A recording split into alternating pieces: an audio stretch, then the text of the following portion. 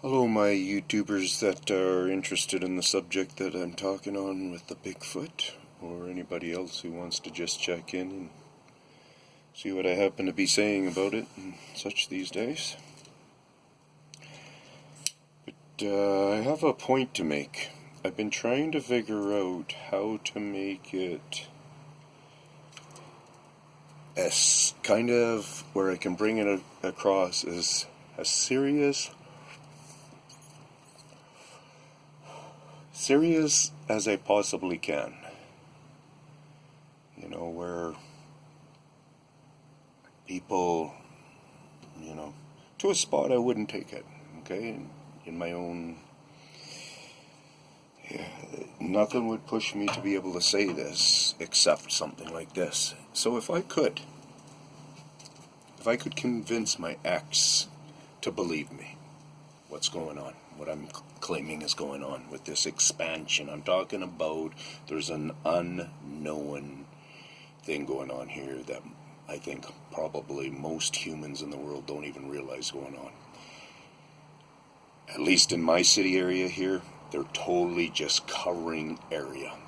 I haven't seen hundreds of thousands of these things, but they're giving me the impression that there's going to be tens of thousands of them all close within our community alone. Okay? And if I'm even wrong on tens of thousands, I'm not wrong on thousands then. Okay? So what I see them doing is coming in and just cleaning house, making a whole bunch of living areas and escape routes and hiding patterns and all this different kind of things, figuring out what they can live off of, I guess, and doing research like they're doing. I've had them follow me and doing research on me and trying to figure out me. They're that intelligent. So to really try to get people to understand, and I am not preaching at all that they're going to be vicious.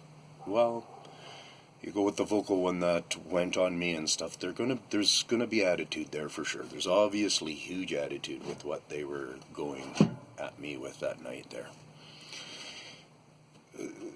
So, I'm very fearful. I don't know what's going on. I don't understand it. I don't understand why me, out of millions of people in this in particular country, is kind of, I almost feel like I'm the only one talking this story. There's timber giant Bigfoot out there in Ontario, that his story is, oh, look at these beautiful creatures out here and stuff, and he gets to see his few and stuff like that, and it's all cool, and he has a good story. His trail designs and everything are a little bit different. There's some patterns that are different there. Here, it's a lot different of a story. I'm bumping into them a lot, way more than him, and yeah. Trails everywhere, signs of them everywhere. They're not other animals. They're not.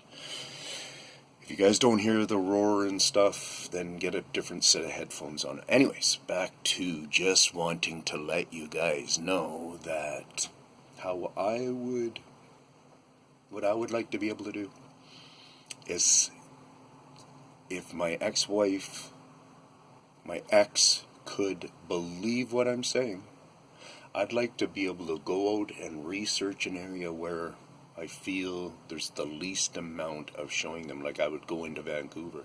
I'd go to the big parks in Vancouver. I'd start with Stanley Park. I'd go over to Surrey and I would check out different parks just to see if we could put them into a community. My phone's barely sitting there. It's part of how I do things, right, people?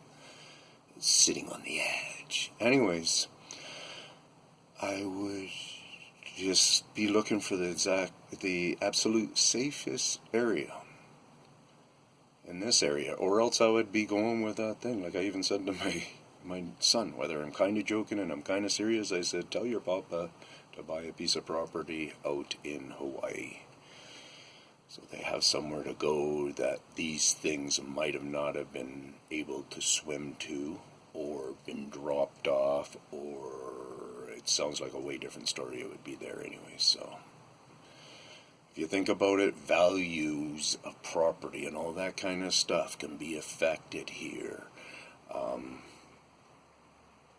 other places where they're affected in opposite ways, like Hawaii. If it did end up being a safe haven, you think about what the value properties will do there, and other places that are unconnected, kind of that good. So I would seriously, honestly want to put my ex with my children in a safer location than what I feel they're living right now. I have said it, and I'm not bullshitting. Those creatures are about a half a mile walk living from my kids.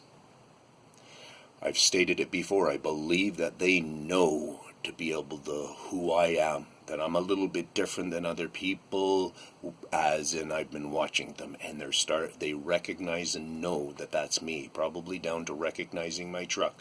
My dog can recognize the sound of my truck and the look of my truck and stuff. These guys are beyond that. So I go to my kid's house to pick up my children, to hang out with them. So I think you're connecting there, that I am not liking that because I'm this guy and they're there, right? I want you people to realize there really is a migration of some bipedal creature, two-footed creature, half this, half that, whatever. I don't know. If you look at a hyena, I've said this before, if you look at a hyena, looks like it's created from a lion, some kind of a wild dog, and even has baboonness in it. Look at its paws, the big spotted African hyenas. Look at a big, large one. Anyways, and the females can even get fake hemi-penises or whatever you call them. So that's our creations out there, guys. So yeah, there's something just really good at hiding. He's moved into our city. I'm sure he's all around Vancouver now. I don't know. Let's find it out. Help me out. We'll come together, and I have a format of information that we can just start with, and it's a starting base. Peace out, Tin Man.